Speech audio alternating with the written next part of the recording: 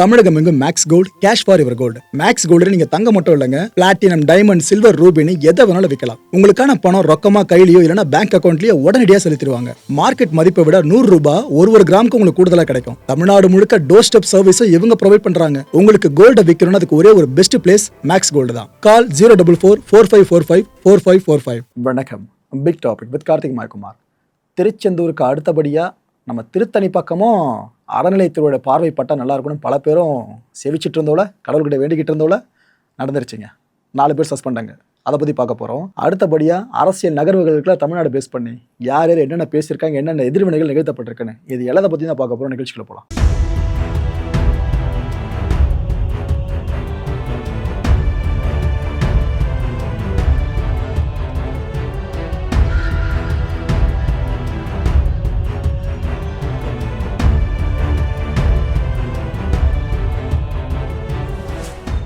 நம்ம திருத்தணி முருகர் கோயில் இருக்குல்ல, இங்கே வர பக்தர்கள் முடி இறப்பாங்க.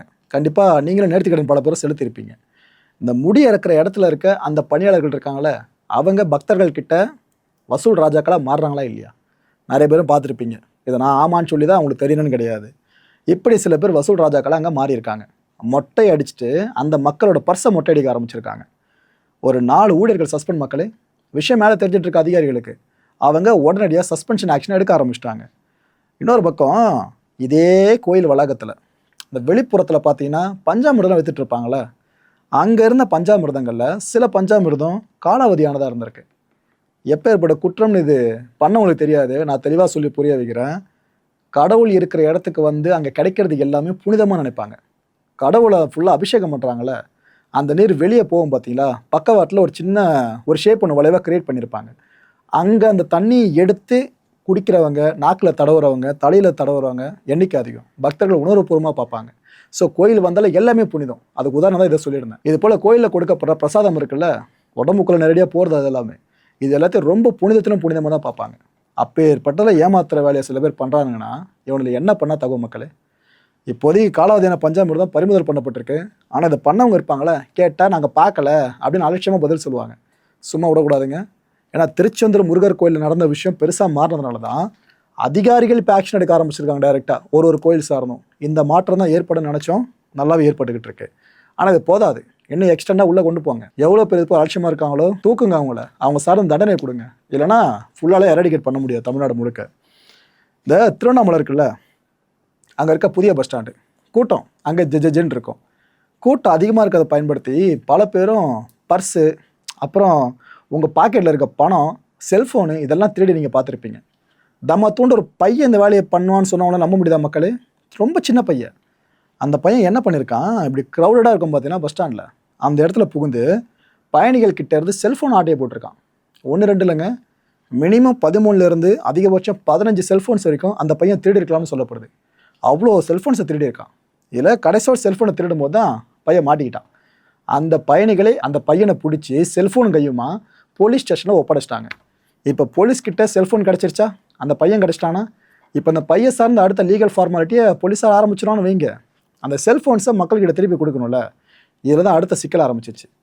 மக்கள் என்ன குற்றஞ்சாட்ட ஆரம்பிச்சிட்டாங்க, ஏங்க செல்ஃபோனை கேட்டு போனால் எங்களே அலக்கழிக்கிறாங்க, ஆதார் கார்டை காட்டுன்றாங்க, ஃபோனோட IMEI நம்பர் இருக்குல்ல அதை சொல்லுங்கன்றாங்க, அதெல்லாம் எப்படிங்க எங்களுக்கு தெரியும்னு அப்படிலாம் பேச ஆரம்பிச்சிட்டாங்க.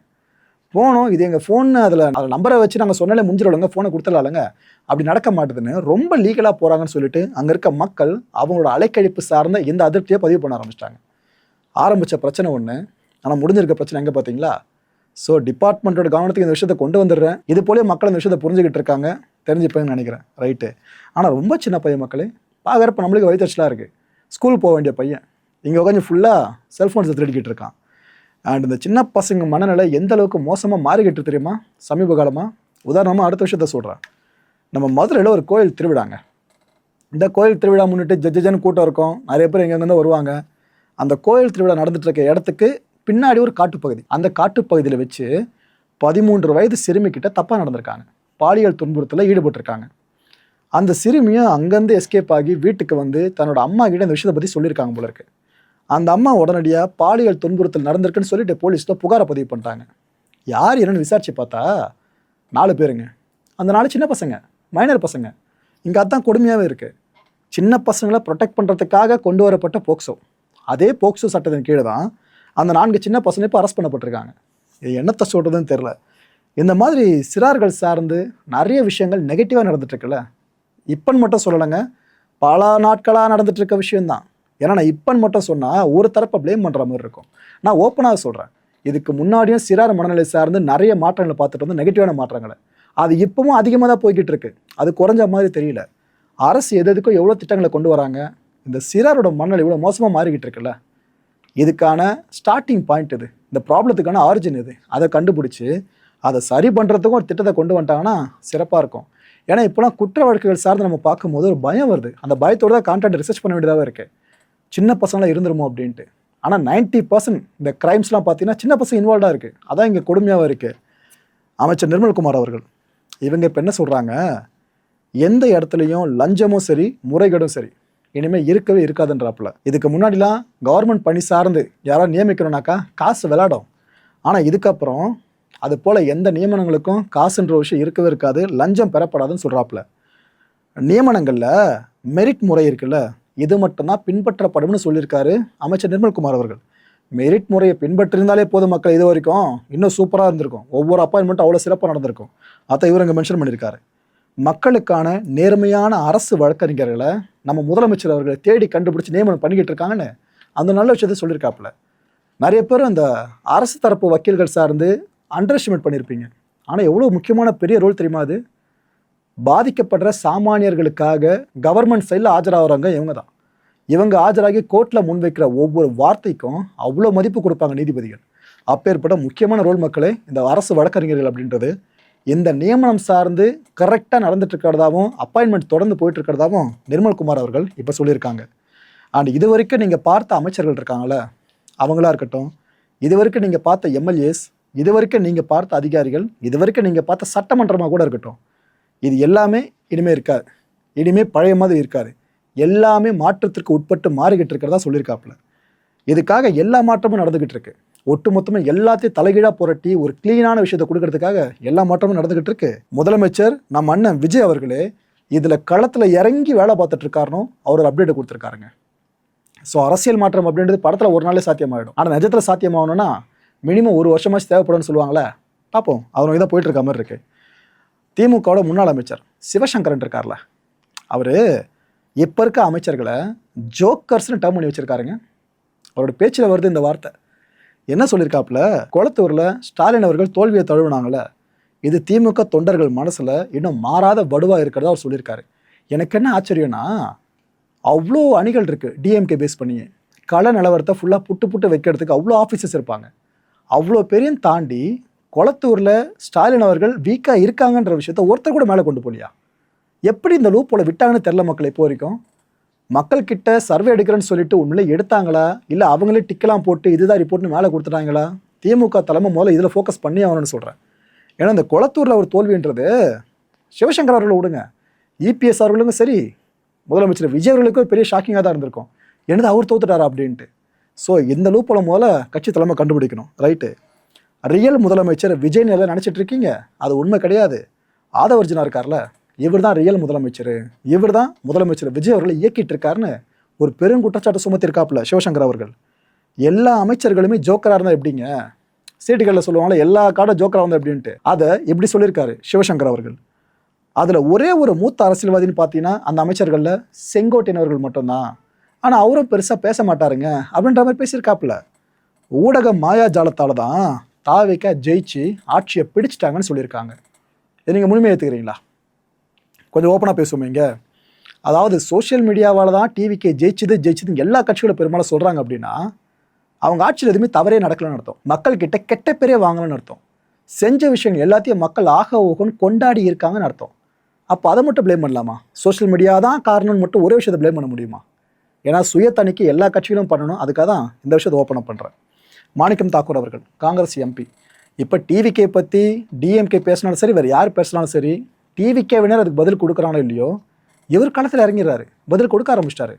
தாவேக்க காங்கிரஸ் கூட்டணி மக்களை மறந்துடாதீங்க. என்ன சொல்கிறாப்புல, திமுக ஆட்சியில் பழுதுபட்ட சட்டம் ஒழுங்கு என்ஜின், இதை பழுது நீக்கி தர்றதுக்கு புதிய அரசுக்கு கால அவகாசம் கொடுக்கணும்னு சொல்கிறாப்புல. டிஎம்கே என்ன சொல்லுது, இவ்வளோ மோசமான சட்டம் ஒழுங்கு இது முன்னாடி இருந்ததில்லை. நீங்கள் வந்து குறுகிய காலத்தில் இவ்வளோ மோசமாக நடந்துட்டு இருக்குன்னு அவங்க சொல்கிறாங்க. ஆனால் டிஎம்கேக்கு யார் பதில் கொடுக்குறா? காங்கிரஸ் சைட்லேருந்து. பார்த்தீங்கன்னா காட்சி ஆட்சி எப்படி மாறி இருக்குன்னு. உங்களால் ரிப்பேர் ஆனதுங்க இந்த என்ஜினு, அதை தாவேக்கா சரி பண்ணணும்னா டைம் கொடுங்கன்றாங்க. ஆட்சிக்கு வந்து 1 மாதம் கூட இன்னும் முழுசாக முடியல தாவேக்கா ஆட்சிக்கு வந்து. அதுக்குள்ளே இப்படிலாம் கேட்டால் சரியாக இருக்குமான்றாப்புல. அப்புறம் அந்த திருவள்ளுவருக்கு காவி சாயம் பூசின விஷயம் இருக்குல்ல, அதை பற்றி என்ன சொல்கிறாரு? இதை நான் வன்மையாக கண்டிக்கிறேங்க அப்படின்றாரு. ஆனால் டிவிகே மினிஸ்டர்ஸ் இதை ரொம்ப வன்மையாக கண்டிச்சிருந்தாங்கன்னா மேபி டிஎம்கே அரசியல்வாதிகள்லாம் அது சார்ந்த ஆதரவு கூட தெரிவிச்சிருக்கலாம். ஆனால் அவங்க பெருசாக கண்டிக்காததையே டிஎம்கே சிலருக்கும் பெரிய விஷயமா பார்க்க ஆரம்பிச்சிட்டாங்க. என்னங்க மற்ற நீங்கள் வாய் திறக்கலாம் பரவாயில்ல, இந்த விஷயத்தில் வாய் திறக்காமல் இருக்கீங்கன்னு அவங்க ஒரு பக்கம் கேள்வி கேட்க ஆரம்பிச்சிட்டாங்க. ஆனால் இவர் தன்னோட கண்டனத்தை பதிவு பண்ணிட்டாப்புல. இப்படியே செஞ்சு பாஜகவை ஒத்த இடத்துல நிறுத்திட்டீங்க, இது தொடரணுமான்னு கேட்குறாப்புல. அதாவது இது போல விஷயங்களை ஏற்கனவே பாஜக செஞ்சு தான் தமிழ்நாட்டு மக்களை நீங்கள் எதிர்த்துக்கிட்டீங்க. அவங்க கடைசியில் தேர்தலில் உங்களுக்கு முடிவை கொடுத்துக்கிட்டே இருக்காங்க. இப்போ கூட கடைசியாக நடந்து முடிஞ்ச தேர்தலில் ஒரே ஒரு வேட்பாளர் மட்டும் தான் பாஜக சைடில் ஜெயிக்க விட்டாங்க மக்கள். நீங்கள் இதே போல் திருவள்ளுவர் காவின்ற விஷயம் மாதிரி தொடர்ந்து செஞ்சுட்டே இருந்தீங்கன்னா அதுக்கப்புறம் எப்பவுமே உங்களை ஆட்சிக்கு வர முடியாதுன்ற மாதிரி தான் அவர் இங்கே தன்னோட ஆதங்கத்தை பதிவு பண்ணியிருக்காப்புல. ஓகே, அமைச்சர் ரமேஷ் அவர்கள் இவர் கோயில்களில் அதிரடியாக இன்ஸ்பெக்ஷன் நடத்தி அது மூலமாக அங்கே சஸ்பென்ஷனை பண்ணி பயங்கரமாக இப்போ மக்களால் பெருசாக அறியப்படுற அமைச்சராக மாறிட்டாப்புல. அப்போ இப்படி ரமேஷ் அவர்கள் இப்போ ஒரு ஈவெண்ட்டில் பேசினாருங்க. அங்கே என்ன சொன்னார்னா, இப்போ தான் அரசியலை நாங்கள் கற்றுக்கிட்டு இருக்கோம். ஏன்னா ஒத்துக்கிறேன், இப்போ தான் நாங்கள் கற்றுக்கிட்டு இருக்கோம். தயவு செஞ்சு மக்கள் மனு எழுதி எங்கிட்ட கொடுங்கன்றார். ஆக்சுவலாக சினிமா படங்களை பார்த்துருப்பேன் நிறைய காட்சிகள்.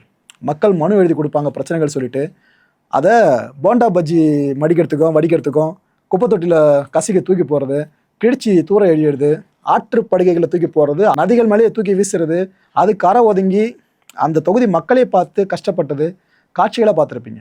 ரியலில் இதோட மோசமாக நடக்கும்.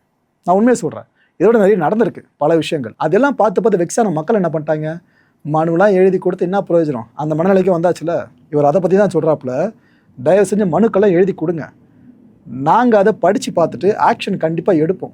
நாங்கள் வீட்டுக்கே வந்து கேட்போங்க எல்லாருக்கிட்டையும் பிரச்சனை இருக்கான்னு. அந்தளவுக்கு பேசியிருக்காரு. ஆக்சுவலாக சொல்கிறது ஈஸி, இந்த விஷயத்த செய்கிறது ரொம்ப கஷ்டங்க. அதாவது மக்கள் சொல்கிற குறைகளை தீர்க்கறதுக்கு எங்கள் ஆள் இல்லைன்னு சொல்லிட்டு இருக்கோம். ஆனால் வீட்டுக்கு வந்து குறைகளை கேட்டு அதுக்கப்புறம் சரி பண்ணுறாங்கனாக்கா குறைகளற்ற மாநிலமாக தமிழ்நாடு மாறிடுச்சுன்னு அர்த்தம். அது என்ன ஆயிடுச்சுன்னு சொல்லலை, அது எத்தனை வருஷங்கள் ஆகும்னு தெரியல. ஆனால் அப்படி ஒரு நாள் வந்துச்சுன்னா அதுதான் நல்லாட்சிக்கான கரெக்டான நாள்னு சொல்லுவோம், பொண்ணான நாளாக. இவங்க அதை நோக்கி போயிட்டு இருக்க மாதிரி தான் தெரியுது. ஆனால் பேசிட்டாங்க, எந்த அளவுக்கு செய்ய போகிறாங்கன்னு தெரில. மக்களை ஏமாற்றாமல் ஊழல் செய்யாமல் நல்லது செய்யறதுக்கும் நாங்கள் கற்றுக்கிட்டு இருக்கோங்க. அதுக்கு எங்களுக்கு கொஞ்சம் டைம் மட்டும் கொடுங்க, நாங்கள் வேறு எதுவும் எதிர்பார்க்கல, கொஞ்சம் டைம் மட்டும் கொடுங்க. நாங்கள் இப்போ தான் முதல் முறையாக எம்எல்ஏ ஆகியிருக்கோம். எங்களுக்கெல்லாம் நினச்சி கூட பார்த்துருக்க முடியாது எம்எல்ஏ ஆகும் அப்படின்ட்டு. ஆனால் ஃபர்ஸ்ட் டைம் இப்போ ஆகிருக்கோம். அமைச்சரோடுக்கும் சில பேர் போயிருக்கோம். கொஞ்சம் டைம் கொடுங்கன்னு கேட்குறாப்புல அமைச்சர் ஆதவர்ஜனா. இவர் என்ன பேசியிருக்காரு, அரசு மருத்துவமனைகள் இருக்குல்ல, இதோட தரத்தை பற்றி அமைச்சர் விடுங்க, நான் உங்களை கேட்குறேன், எப்படி இருக்குங்க? ஆகா ஓஹோ சூப்பராக இருக்கா? எல்லா கவர்மெண்ட்டும் சொல்லுவாங்களா? ரைட்டு. அப்புறம் எதுக்காக பெரிய பெரிய ஆட்கள்லாம் அரசு மருத்துவமனையில் அட்மிட் ஆகுறதில்ல? இந்த கேள்வியை கேட்டால் அவங்ககிட்ட காசு இருக்குது, உனக்கு என்ன வயிற்றுச்சுன்னு திருப்பி கேட்பீங்க. Okay right. ஆனால் கேள்வியை கேட்டேன், யோசிச்சு பாருங்கள். இவர் என்ன சொல்கிறாரு, அரசு மருத்துவமனை எல்லாமே ரொம்ப மோசமாக இருக்குன்றாப்புல. சிட்டிங் மினிஸ்டர் வாயிலிருந்து இந்த வார்த்தைகள் வந்திருக்கு, ரொம்ப மோசமாக இருக்குன்ட்டு. சென்னை ராஜீவ்காந்தி ஹாஸ்பிட்டல் இருக்குல்ல, அங்கே ஆரம்பித்து நிறைய ஹாஸ்பிட்டலும் இந்த கதியில் இருக்கிறதா சொல்கிறாப்புல. அந்த ஹாஸ்பிட்டலும் சேர்த்து சொல்கிறாரு. எல்லா கட்டடங்களும் ரொம்ப பழசாக இருக்குங்க, ரொம்ப ஒரு மாதிரி இருக்குது. ஒன்று அந்த கட்டடங்களை புதுப்பிக்கணும், அப்படி இல்லையா மருத்துவமனையில் புதுசாகவே கட்டி கொடுக்கணும். அந்த கட்டடங்களை டெமாலிஷ் பண்ணிவிட்டு புதுசாக கட்டி எடுக்கணும்னு சொல்கிறாப்புல. மக்கள் இது சொல்கிறது ஈஸி இந்த விஷயம், ஆனால் சாத்தியப்படுத்த ரொம்ப கஷ்டங்க. யோசிச்சு பாருங்களேன், ராஜீவ்காந்தி ஹாஸ்பிட்டல் மாதிரி உதாரணத்துக்கு சொல்கிறேன், அந்த ஒரு பில்டிங் எடுத்துக்கிட்டு நீங்கள் அதை ஃபுல்லாக புனரமைக்கிறீங்க அப்படின்னா அங்கே இருக்க பேஷண்ட்ஸு, மருத்துவ உபகரணங்கள், அங்கே இருக்க ஹெல்த் கேர் ஒர்க்கர்ஸு எல்லாரும் சார்ந்து ரீப்ளேஸ்மெண்ட்டாக நீங்கள் வேறு இடத்துக்கு கொடுக்கணும். அங்கே ஃபுல்லாக பேஷண்ட்ஸை கொண்டு போகணும். அதுக்கப்புறம் இங்கே ஃபுல்லாக நீங்கள் வேலையை பார்க்கணும். அது எவ்வளோ நாள் போகணும்னு தெரியாது. முடிச்சதுக்கப்புறம் தரம் எந்த அளவுக்கு இருக்குன்னு தெரியாது. இவ்வளோ விஷயத்துக்கு அப்புறம் எல்லாருமே திரும்ப அங்கே ஷிஃப்ட் பண்ணப்படணும். நான் ஒரு ஹாஸ்பிட்டலை பற்றி மட்டும் சொல்லிட்டு இருக்கேன். இதுமாதிரி ஒவ்வொரு அரசு மருத்துவமனை சார்ந்து பண்ண ஆரம்பித்தா அது எவ்வளோ பெரிய டாஸ்க்காக இருக்கும்னு யோசிச்சு பாருங்கள். ஆனால் அதை திறம்பட செஞ்சுட்டான சம விஷயம், ஆனால் செய்கிறது கஷ்டன்ற அவ்வளோதான். ஓகே. அப்புறம் இந்த டிரைவர்ஸ் இருக்காங்களா, நம்ம ஊரில் வண்டி ஓட்டிகிட்டு இருக்கவங்க தான், அவங்கள சார்ந்து ஒரு ஆதங்கத்தை பதிவு பண்ணாருங்க. ஆனால் இந்த ஆதங்கத்தோடு நான் உடன்படுறேன். நான் நேரில் பார்த்துருக்கேன் இந்த விஷயத்த. அதாவது நாம் தமிழ்நாட்டில் டிராஃபிக் ரூல்ஸை அதிகமாக மதிக்கிறோமா, கேரளா சைடு போனால் அதிகமாக மதிக்கிறோமா? இங்கேருந்து அங்கே போனவங்களுக்கு தெரியும் என்ன சொல்ல வரேன்னு. சீட் பெல்ட்டிங் அதிகமாக போட்டு ஓட்டுவோம், ஆனால் கேரளாவில் ஓகே ரைட்டு. இதை பார்த்தா அமைச்சர் சொல்கிறார் ஆதவர்ஜனா அவர்கள், கேரள எல்லைக்குள்ளே போனதுமே நம்ம நாட்டில் சீட் பெல்ட்டை போட்டுக்கிறாங்க. ஸ்பீட் லிமிட் இருக்குல்ல, அங்கே அதை அவ்வளோ மதிக்கிறாங்க. ஆனால் தமிழ்நாட்டில் வாகனங்களை ஓட்டும் போது யாருமே விதிகளை பெருசாக மதிக்கிறது இல்லைங்க. இதனால தான் வருஷத்துக்கு 18,000 பேர் வரைக்கும் உயிரிழக்கிறாங்க. 18,000 பேர்னா 18,000 குடும்பங்கள்னு அர்த்தம். தவறு செய்கிறவங்க உயிரிழக்கிறது ஒரு பக்கம், தவறு செய்யாதவங்க உயிரிழக்கிறாங்க. இட் மீன்ஸ் அவங்க ஒரு பாட்டுன்னு ரோட்டில் ஒரு ஓரமாக போயிட்டு இருப்பாங்க, பின்னாடி ஒரு வண்டி வந்து விபத்து ஏற்படுத்தி முன்னாடி போயிட்டு இருந்தோம், அவங்களும் உயிரிழக்க நேரிடும். இது போல் தவறே செய்யாதவங்க உயிரிழக்கிறாங்க. இதை சரி செய்யறதுக்கு போர்க்கால அடிப்படையில் நிறைய ஆக்ஷன்ஸ் எடுக்க போகிறோம். தமிழ்நாட்டின் முதலமைச்சர் அவர்களோட நேரடி கண்காணிப்பின் கீழே இந்த விஷயங்கள் நடக்க போதுன்ட்டும் அமைச்சர் ஆதவர்ஜன் அவர்கள் இங்கே ரிவீல் பண்ணியிருக்காங்க. ஓகே, சினிமா பட இயக்குனர் கஸ்தூரி ராஜா அவர்கள், நடிகர் தனுஷ் அவர்கள், இயக்குனர் செல்வராகவன் இருக்கார்ல, அவரோட தந்தைங்க. இவர் ஒரு சினிமா படம் சார்ந்த ஈவெண்ட்டில் கலந்துக்கிட்டார். அப்போது இவராக பேசலை, அங்கே இருந்தவங்க ஆங்கர் கேட்டதுனால பதில் சொன்னாங்க. நான் இதையும் தெளிவாக சொல்லிடுறேங்க. என்ன சொன்னாப்புல, சென்னையோட பவர்ஃபுல் இடம் கோபாலபுரம் தான் அப்படின்னு சொன்னாருங்க. கலைஞர் சார்ந்து அவருக்கு இருக்க அந்த உயரிய மதிப்பு மரியாதை இருக்குது பார்த்தீங்களா, அதை மனசு வச்சு இப்போ வார்த்தைகளை பேசியிருந்தாப்புல, அரசியலுக்கு யார் வேணாலும் வரலாம் அப்படின்னு சொன்னார். அப்போ ஒரு கேள்வி கேட்கப்படுச்சு, உங்கள் ஃபேமிலியிலேருந்து என்ன வருவாங்களாங்க, உங்கள் பையன் வருவாராங்க அப்படின்ட்டு. அப்போ என்ன சொன்னார், என்னோட பசங்களோ இல்லை என்னோட பேர பசங்களோ அவங்க கூட வரலான்னு சொன்னார். அவங்க கூட வரலாம், ஓகேவா, புரிஞ்சுக்கங்க. தனுஷ் அவர்கள் வருவாரா இல்லையான்னு எனக்கு தெரியாதுங்க அப்படின்னு சொல்லிட்டாரு. அதாவது வரவே மாட்டார்னு முடிக்கலை, கண்டிப்பாக வந்துருவார்னு ஆரம்பிச்சு விடலை. அவர் வருவாரா இல்லைன்னு எனக்கு தெரியாதுன்னு சொல்லி முடிச்சிருக்காரு. மக்களே, இந்த கான்டென்ட்டை பொறுத்த வரைக்கும் நாமளாக சிந்திக்க வேண்டியது ஒரே ஒரு விஷயம் தான். எம்ஜிஆர் அவர்கள் முதலமைச்சராக பொறுப்பெடுத்து அதுக்கப்புறம் தமிழ்நாட்டை ஆண்டு ஒரு பெரிய நன்மதிப்பை சம்பாதிச்சு இப்போ வரைக்கும் ஒரு பெருந்தலைவராக போட்டுக்கிட்டு இருக்கோம். ஒரு நடிகர் அரசியல் கட்சி ஆரம்பித்து இவ்வளோ தூரம் ஆட்சியை பிடிச்சி பரிணமிக்க முடியுன்றதை ப்ரூவ் பண்ணார். அதே கனவுல அதுக்கப்புறம் அந்த பல நடிகர்கள் காணாமல் போனாங்க. இவ்வளோ ஒரு லென்த்தி கேப்புக்கு அப்புறம் விஜய் அவர்கள் அந்த விஷயத்தை சாத்தியப்படுத்தியிருக்காரு, முதலமைச்சர் விஜய் அவர்கள். இதுக்கப்புறம் பல நடிகர்களுக்கு ஆசை வருமா இல்லையா? ரைட்டு, நம்ம இண்டஸ்ட்ரியிலேருந்து விஜய் அவர்கள் முதலமைச்சர் ஆகிட்டார், எதுக்கு நம்மளும் அந்தளவுக்கு போக முடியாது? அவரும் ஃபேன்ஸை தானே ஃபுல்லாக ஒரு பேஸ்மெண்ட்டாக வச்சு இந்தளவு வந்திருக்காரு, நம்மளும் பண்ணலாமே அப்படின்னு நினைப்பாங்க. இந்த ஆசை இப்போ பல நடிகர்கள் மனசில் ஓடுறது கண்ணு முன்னாடி லிட்டரலாக தெரிய ஆரம்பிச்சிருக்கு. ஆனால் ஒன்றுங்க, இதில் எல்லாம் யோசிக்க வேண்டியது, ஒருத்தரை பார்த்து இன்னொருத்தர் சூடு போட ஆரம்பிச்சிட்டா அதனால இண்டஸ்ட்ரியில் அவங்களோட இதற்கு சம்பாதிச்சு வச்சிருக்க பேர் இருக்குல்ல, அதே கெடுக்கிற மாதிரியே மாறி விட்டுரும். சூதானமாக முடிவெடுக்க வேண்டிய விஷயங்கள் இது அரசியல்ன்றது. ஒருத்தரை பார்த்து இதே போல் நம்மளுக்கு நடக்கணும்னு நினச்சிட்டாங்கன்னா அவ்வளோதான். உதாரணத்துக்கு சில நடிகர்களை சொல்ல முடியும், எதுக்கு சொல்லி அவங்க மனசை கஷ்டப்படுத்திட்டு விடுங்க, நீங்களும் நிறைய நிகழ்வுகளை பார்த்துருப்பீங்களே. ஸோ இதுக்கப்புறம் அரசியலுக்குள்ளே வர சினிமா நடிகர்கள் எண்ணிக்கை வெகுவாக உயரதா போது பாருங்களேன். அடுத்த நிகழ்ச்சியை சந்திக்கலாம். நன்றி, வணக்கம். தமிழகம் எங்கும் Max Gold, cash for your gold. Max Gold நீங்க தங்க மட்டும் இல்லைங்க, பிளாட்டினம், டைமண்ட், சில்வர், ரூபினி எதை வேணாலும் விற்கலாம். உங்களுக்கான பணம் ரொக்கமா கையிலயோ இல்லைன்னா பேங்க் அக்கௌண்ட்லயோ உடனடியாக செலுத்திடுவாங்க. மார்க்கெட் மதிப்பை விட 100 ரூபாய் ஒரு கிராமுக்கு உங்களுக்கு கூடுதலா கிடைக்கும். தமிழ்நாடு முழுக்க டோர் ஸ்டெப் சர்வீஸை இவங்க ப்ரொவைட் பண்றாங்க. உங்களுக்கு கோல்டை விற்கணும்னு அதுக்கு ஒரே ஒரு பெஸ்ட் பிளேஸ் மேக்ஸ் கோல்டு தான். கால் 04445454545. என் அன்பார்ந்த மாயம் ஸ்டுடியோஸ் நேயர்களே, மாயம் பக்தின்னு ஆன்மீகத்துக்காக பிரத்யேகமா ஒரு சேனலை கொண்டு வந்திருக்கோம். மறக்காம சப்ஸ்கிரைப் பண்ணி அந்த சேனலுக்கு உங்களோட ஆதரவை மனப்பூர்வமாக தெரிவிங்க. வணக்கம் மாயம் ஸ்டுடியோஸ் நண்பர்களே. மாயம் ட்ரெண்ட்ஸ் அப்படின்ற ஒரு புதிய ஃபேஸ்புக் பேஜை ஓப்பன் பண்ணியிருக்கோம். நீங்கள் யூடியூப்பில் பார்த்துட்டு இருக்கீங்களா நம்மளோட கான்டென்ட்ஸ்லாம், இதெல்லாம் விட ஒரு படி மேலே ரொம்ப கிறிஸ்பாகவும் ரொம்ப சூப்பராகவும் நிறைய கான்டென்ட்ஸ் உங்களுக்கு இந்த பேஜில் காத்துட்ருக்குங்க. ஸோ உடனடியாக ஃபேஸ்புக் பிளாட்ஃபார்ம் போங்க, மாயம் ட்ரெண்ட்ஸ்னு டைப் பண்ணி சர்ச் பண்ணி நம்ம பேஜை ஃபாலோ பண்ணுங்கள். அப்படியே நம்ம சேனலையும் நீங்கள் சப்ஸ்கிரைப் பண்ணிட்டீங்க அப்படின்னா இன்னும் நிறைய புது கான்டென்ட்ஸை உங்களுக்காக ப்ரொடியூஸ் பண்ணி கொடுத்துக்கிட்டே இருப்பாங்க. நீங்கள் பண்ணுற ஒவ்வொரு சப்ஸ்கிரிப்ஷனும் எங்களுக்கு பெரிய மோட்டிவேஷனாக அமையும்.